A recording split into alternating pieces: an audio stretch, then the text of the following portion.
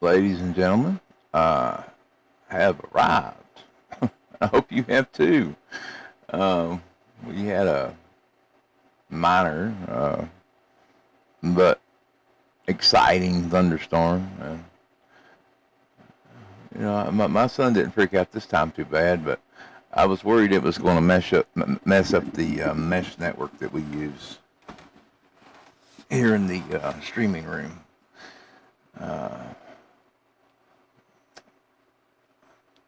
Hello, whoever's popped in here. I hope everyone enjoys the story tonight. It is a dandy. It's based on a portion of my life, but I do think you will find it entertaining. Um,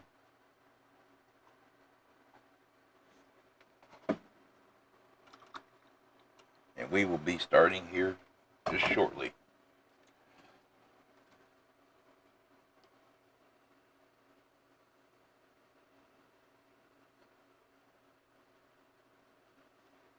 As soon as I get everything situated here. Have my copy, the microphone, and then I will take you, fine people, to Bellweather.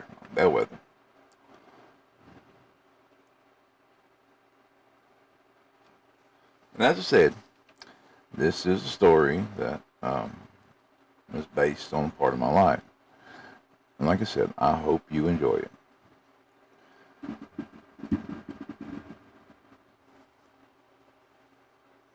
Denny had written about haunted houses, drowned towns, abandoned mines, possessed children, cursed photographs, and things that lived beneath old bridges. He had never written about an orchard.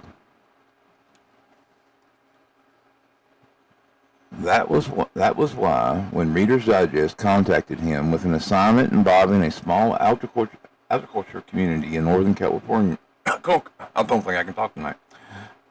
Northern California, his first reaction was to laugh. An orchard, he said. The woman on the phone laughed politely. Yes.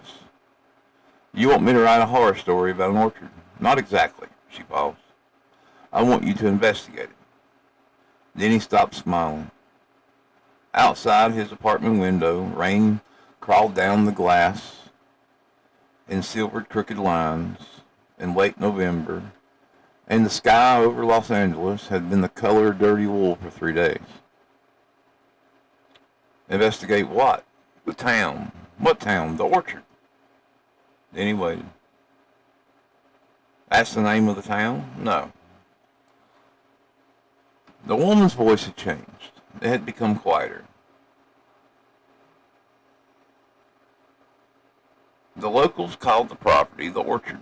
Officially, it's part of a place called Bellweather.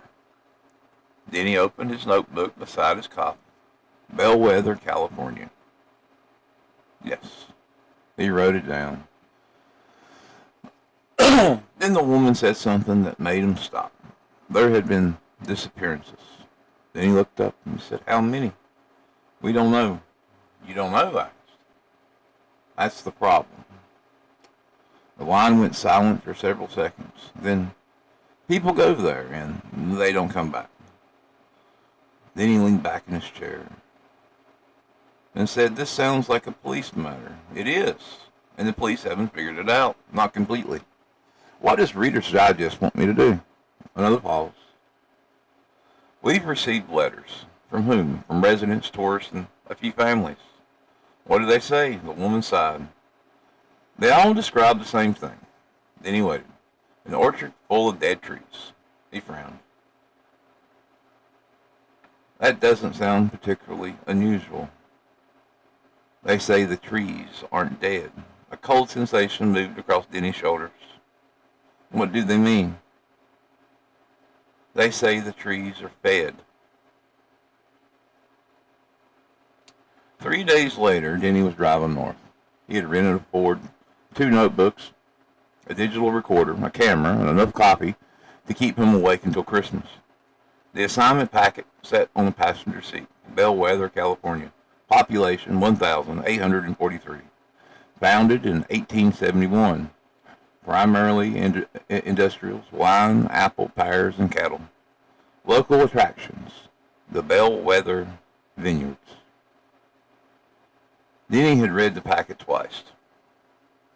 There was nothing particularly strange about Bellweather. No unexpected deaths, no cult listed, no historical massacres, no missing persons epidemic, nothing. And that bothered him more than if there had been. The further north he drove, the emptier the roads became. Eventually, the freeway gave up to a two-lane highway. The landscape changed. Rolling hills, oak trees, dry grass. Vineyards stretched across the valleys and endless geometric roads. The sun was setting when Denny first saw the sign. Welcome to Bellweather. Underneath it, someone had painted, Grow with us. Then he slowed. He looked in the rearview mirror. There was nobody behind him.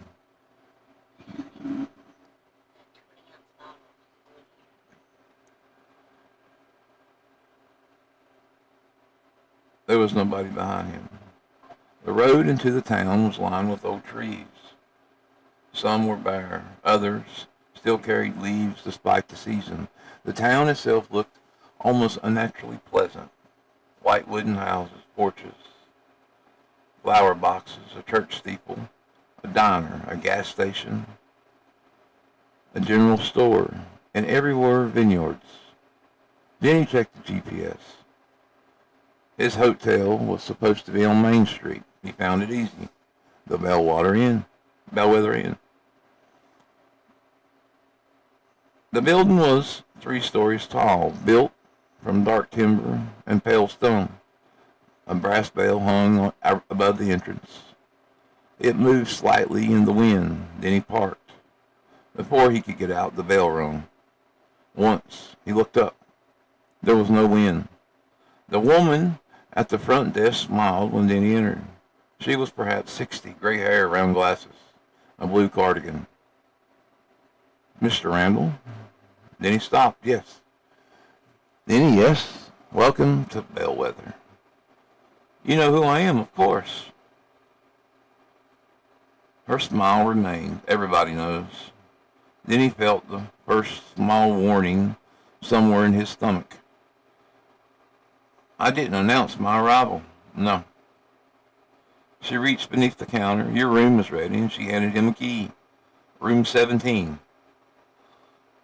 She says, I'm Margaret. Nice to meet you. She didn't move. Then he looked at the key, then at her. Anything I should know? About the hotel? About the town? Margaret smiled again. Stay on the roads after dark. Then he waited. Why? Wildlife? What kind? She leaned slightly closer. Hungry. That night, Denny couldn't sleep. The room smelled faintly of apples. Not fresh apples. Rotting apples. He lay awake, listening to old buildings, pipes creaking, wood groaning, something tapping periodical against the window. 3 taps, pause, 3 taps, another pause. At 2:17 a.m., Denny finally got up. He pulled the curtains aside and nothing. The parking lot was empty. Beyond it, he could see rows of trees, the orchard. He hadn't realized it was that close.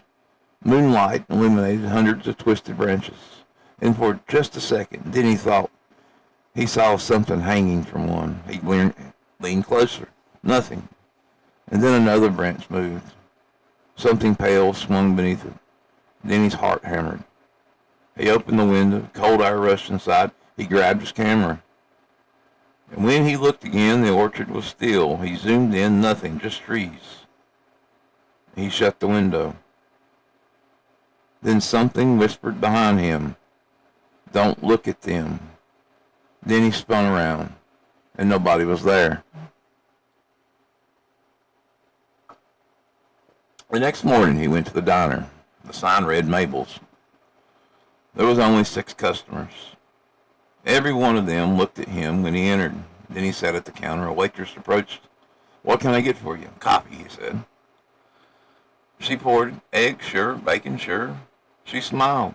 Good harvest this year. Then he looked at her. That's good? She walked away. The old man sitting 3 stools away laughed. Then he turned. The man was staring at him. First time? Yes. Thought so. What gave me away? Eyes. Then he smiled uneasy. What's that supposed to mean? The old man leaned closer. You're still using them. The waitress dropped the plate. Everyone went silent. And then he looked around. Nobody spoke. And then the old man laughed. Just kidding. He returned to his breakfast. Then he didn't laugh. His first interview was with the town historian. Her name was Evelyn Crane. She lived in the White House at the edge of town. Then he showed her his credentials. Reader's Digest. Yes. She looked at the letter, then at him. Why are they interested in Bellweather? Disappearances. Evelyn's expression changed. I see. You heard about them? Yes. How many? She looked through the window. Enough. Then he opened his notebook. Can you tell me about the orchard? Evelyn didn't answer. Miss Crane, you shouldn't go there. Why? Because you're not from here. I've already noticed that. She looked directly into his eyes. No. Her voice dropped. You don't understand. She closed the curtains. My family came here in 1874. That's 3 years after the town was founded. Yes. Why did they come? To grow apples. Then he waited. And grapes and wine. Yeah. What's unusual about that? Evelyn sat down. The soil. What about it? It was impossible to grow anything here. Then he frowned. Yet they did. Not at first. She folded her hands. The first settlers planted hundreds of trees. All of them died. Everyone. What happened? They found something under the ground. What? A shrine. Then he stopped writing. A Native American shrine? No. Evelyn's expression hardened. Something older. The shrine was discovered in 1876. According to Evelyn, workers digging a drainage trench found a stone staircase descending into the earth. At the bottom was a chamber. Inside stood a stone figure, and no one knew what it represented. It was shaped vaguely like a man, but it had antlers, long arms, a mouth carved impossibly wide, and dozens of small holes covering his torso. Like eyes, then he asked? No. Evelyn shook her head, like mouths. Then he felt his skin crawl. What did they do with it? The settlers destroyed his shrine. Smart, I said. No. Evelyn stared at him. They tried. What happened? The men who broke the statues disappeared. How many? 7. Then he wrote that down. And then the crops grew. He stopped. Without water, without rain, without fertilizer? No. Evan looked at him. They grew in blood. Then he spent the afternoon in the county records office. A clerk, a young man named Aaron, seemed eager to help. Then he requested missing persons report. Aaron disappeared into the back. 20 minutes later, he returned. Nothing. Nothing. No reports matching your request. Then he showed him the names from the Reader's Digest packet. Thomas Bell, missing 2019. Not here. Lisa Monroe, missing 2021. No. Daniel Foster, missing 2023. No. Then he stared at him. They're real people, I'm sure. So where are the reports? Aaron smiled. I don't know. Then he looked around. The office was quiet, too quiet. And then he noticed something. On the wall behind Aaron was a photograph. A group of townspeople standing beside an enormous oak tree. Then he stepped closer. When was this taken? Aaron's smile disappeared. Long time ago. Then he studied the photograph. There was perhaps 30 people, men, women, children, and behind them, trees. He moved closer. There were shapes hanging from the branches, dozens, human shapes. Then his stomach tightened. What's that? Aaron stepped in front of the photograph. Old decorations. They look like people. They aren't. Then he stared at him. Aaron's voice became very soft. Not anymore. That evening, then he decided to leave. He packed his bags, checked out, returned the key. Margaret looked disappointed. Leaving already? I've got enough. You haven't visited the vineyard. Maybe another time. There won't be another time. Then he paused. What? Margaret smiled. I mean, this time of year it's busy. He stepped outside again. The sun was almost gone. He drove south. The road looked different. He checked the GPS. 20 miles to the highway. Then 40. Then 60. Then he frowned. He had been driving for nearly 2 hours. He passed the same sign. Welcome to Bellweather. He slammed on the brakes and looked behind him. No town. He turned around, drove north. 10 minutes later. Welcome to Bellweather. His hands tightened around the steering wheel. He turned around again. The road narrowed. Fog appeared. And then he saw someone walking beside the road. A woman, barefoot. Then he slowed. She was crying. He rolled down the window. Are you okay? He looked at him. Please, what happened? Please take me with you. Then he unlocked the passenger door. She climbed in. She was shaking. Where do you need to go? Anywhere. What's your name?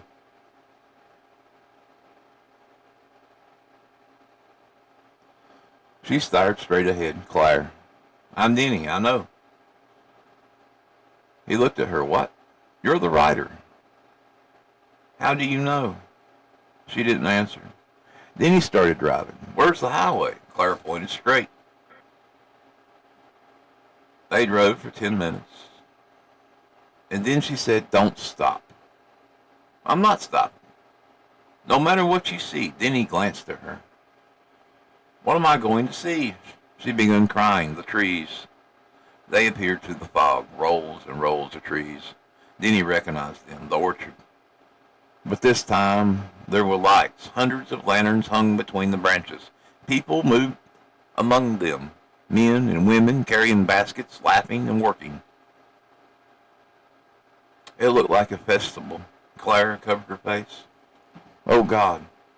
Then he slowed. What's happening? They're harvesting. What? She grabbed his arm. Don't stop. Something moved in the orchard. Then he saw a man dragging a body. He froze. The body was alive. Its hands were tied behind his back. A rope ran around his chest. The man dragged it toward a tree. Another person followed carrying a bucket. Then he stopped breathing. Carol whispered, they found us. The road behind them was blocked. A truck, then another. People stepped from their vehicles. Then he locked the door. Stay down. Clara shook her head. They'll take you. Who? The town. Why? She looked at him. Because you came here. Then he stared. What does that mean? You're the harvest. The first rock struck the windshield. Clara screamed. Then he started the engine and slammed the accelerator. The car lurched forward. People scattered. The windshield cracked. He drove through the orchard. Branches smashed against the car. Something struck the roof. Again and again. And then a figure landed on his hood. A man. His mouth had been shown shut. His eyes were gone. Then he screamed. The figure slowly raised one hand and pointed at the trees. Then he looked. People were tied everywhere. Men, women, children. Some were dead, some were alive. And the trees grew around them. Roots had entered their bodies. Branches pushed through their ribs. Hands protruded from trunks, mouths open in bark. Then he slammed on the brakes. The car spun. Clara screamed, and then everything went black. When Denny woke, he was hanging upside down. His wrist was tied, his ankles were bound. The smell was overwhelming. Wet soil, rot, blood, and apples. He opened his eyes. He was in the orchard. Clara was beside him. She was tied to a tree. Denny tried to move Clara. She opened her eyes. Don't fight. Where are we? She looked at the tree. Inside. Denny stared. The bark was moving, breathing slowly. What happened?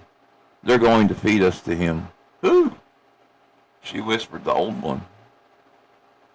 They came at midnight, the townspeople, hundreds of them. They walked between the trees, carrying lanterns. No one spoke. Then the bells began. Then he counted. 1, 2, 3, 4. The ground trembled. The roots tightened around his legs. The tree beneath him began to split. Something pushed upward. At first, then he thought it was a root. And then he realized it was a finger. Long, black, wet. Another emerged, then another. The earth opened. A shape climbed from beneath the orchard. It was enormous. Antlers rose into the darkness. Its skin looked like tree bark stretched over muscle. Its arms were impossibly long. Its face had no nose, no eyes, only a mouth. A mouth that opened from ear to ear.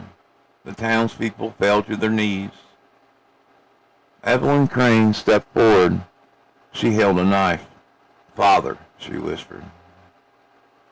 The creature looked at her, then at Denny. Then he heard a voice inside his head, not words, hunger. The thing opened its mouth. Every tree in the orchard opened its own. Hundreds of mouths, thousands. The sound that followed was not scream, it was laughter. Evelyn approached Denny. You don't understand. Denny struggled against the ropes. You murder people. You feed them. You kidnap travelers. You invite them. What? She smiled. The road brings them. Then he remembered the signs. The hotel, the waitress, the old man, the woman on the road. Everything had been designed to lure people in. The town was built around a trap. Why? Evelyn looked toward the creature, for the harvest. She pointed toward the vines. They grow because of him. She pointed toward the apple trees, the fruit, then the vineyard, the grapes. Then he stared. And the wine? Evelyn smiled. You drank it. Then he remembered the complimentary bottle in his hotel room. He remembered the taste. Sweet, dark, almost metallic. He began vomiting. Evelyn laughed. You already gave something back. The creature moved closer. Then he felt the heat against his skin. His mouth opened. Inside were hundreds of human teeth. Some were children. Some were old. Some still had pieces of flesh attached. Then he screamed. Then he heard something, a voice, from inside the tree. Denny. He froze. The voice was familiar. It was his own. Denny. The bark beside him split. A human face appeared. His face. Denny stared in horror. The face whispered, write about us. What? Write about us. Write it down. The creature screamed. The townspeople covered their ears. The face in the tree continued. They don't know. Then he understood. The stories. The disappearances, the letters, the missing record. Everything disappeared because nobody told the story. The town erased people. Then it erased evidence. Then it erased memory. But writers were different. Writers preserved things. Word survived. Then he looked at the creature, and suddenly he wasn't afraid. He laughed. Evelyn stared at him. What are you doing? Then he smiled. I'm writing. He didn't know how to escape. Later, he would remember fire. He would remember Claire screaming. He would remember Evelyn running. He would remember the orchard burning. And most of all, he remembered the creature. It stood among the flames, not dying, watching. Then he crawled through the burning vines. He reached the road, then everything went black. He woke up in the hospital 3 days later. Police questioning him, then federal agents, then doctors. Everyone wanted to know what happened. Then he told them. They didn't believe him.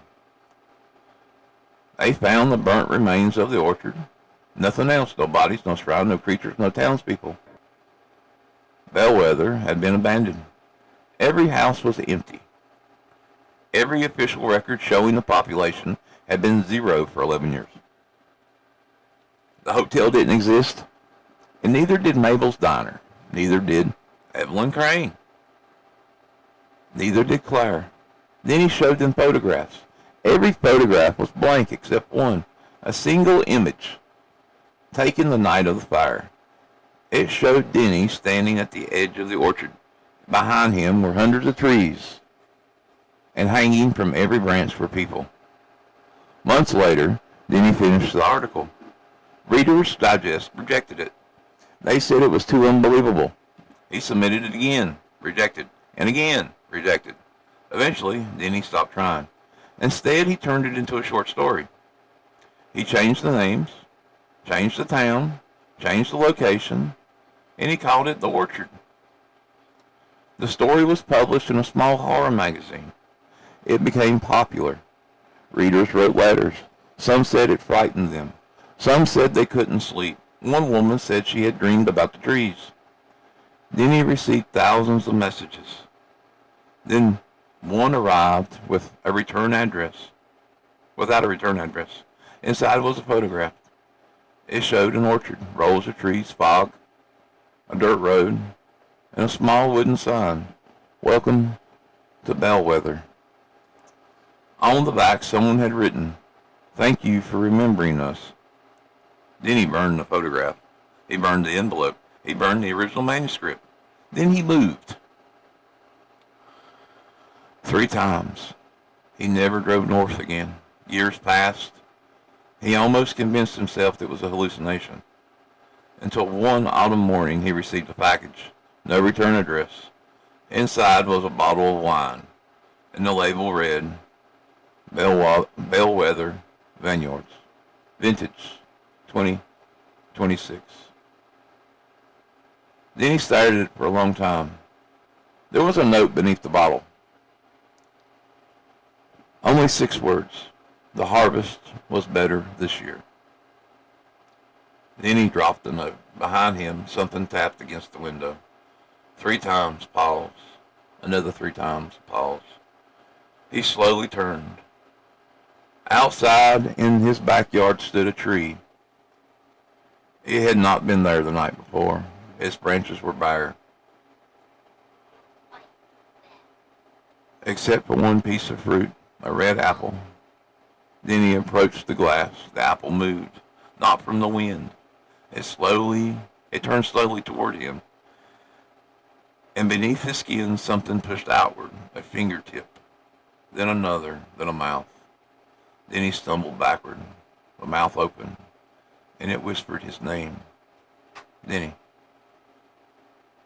He ran, but the house was already filled with the smell of rotting apples, and somewhere beneath the floorboard, something enormous began to breathe. The following morning, Denny's neighbors called the police, and they said there was something strange in Denny's backyard, a tree covered in fruit. When the officers arrived, they found the house empty. Denny was gone, and there was no signs of struggle, no blood, no broken doors, no footprints, only a notebook sitting open on the kitchen table, and the final page containing a single sentence, written in Denny's handwriting. I fully understand what the orchard wanted. Beneath it, another sentence had been written, but it wasn't in Denny's handwriting. It doesn't want blood, and beneath that, it wants stories. The police searched the property. They found no trees, no wine, no notebook, no nothing. 3 weeks later, a new story appeared online. It was posted anonymously. The title was The Orchard. The story described a writer named Denny who was hired by Reader's Digest to investigate a mysterious town in California. It describes the disappearances, the trees, the sacrifice, the ancient god, the wine, the fertilizer, and the harvest. Thousands of people read it, then hundreds of thousands, then millions. Comments appeared beneath it, and people said the story felt strangely real. Some claimed to have visited Bellweather. Others said they have seen the orchard. A few said they have received bottles of wine. And then someone posted a photograph of Denny standing beneath the tree. His wrist was tied behind his back, roots wrapped around his legs. His mouth was open, but he wasn't screaming, he was smiling. Behind him stood townspeople.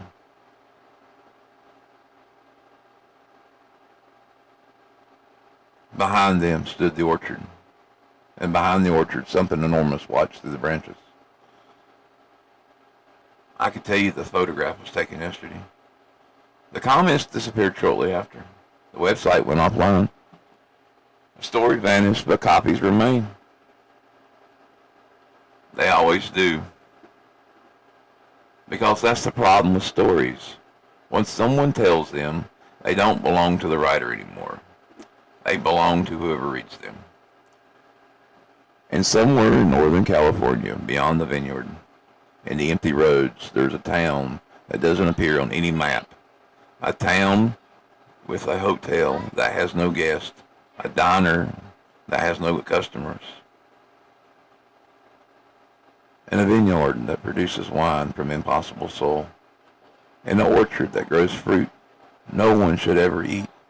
The locals still call it Bellweather, but they have another name for it. The name they whisper when the harvest moon rises. The name they use when the trees begin to breathe. The orchard. And every year, when the fruit turns red and the roads become strangely busy, cars appear from nowhere, travelers take wrong turns, GPS systems fail, strangers see lights between the trees, and somewhere along the highway, a friendly old sign patiently waits beneath the branches. Welcome to Bellweather. Underneath it, in freshly painted letters, stay for the harvest. The end.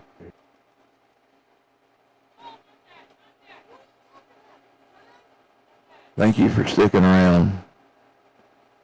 That is tonight's story. Stay paranoid, my friends. And good night. And a word to the wise. Don't go to the orchard. It will change you.